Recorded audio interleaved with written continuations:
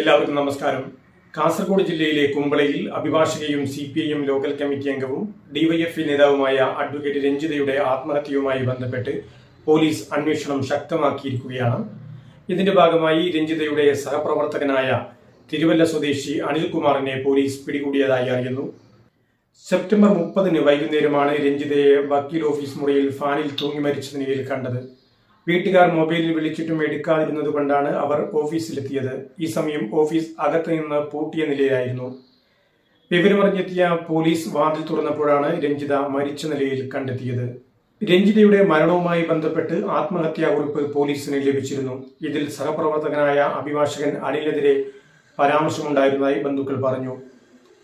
രഞ്ജിത മരിക്കുന്നതിന് മുൻപ് ഈ യുവ അഭിഭാഷകനെ വീഡിയോ കോൾ ചെയ്തതായി മൊബൈൽ ഫോൺ പരിശോധനയിൽ വ്യക്തമായിട്ടുണ്ട്.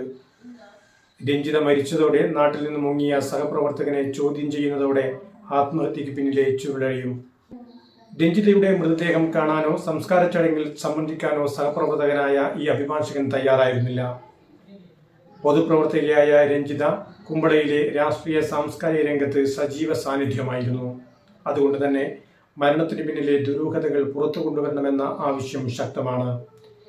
CPIM കുമ്പള ഏരിയ കമ്മിറ്റി ഇതുമായി ബന്ധപ്പെട്ട് പോലീസിന് പരാതി നൽകിയിരുന്നു.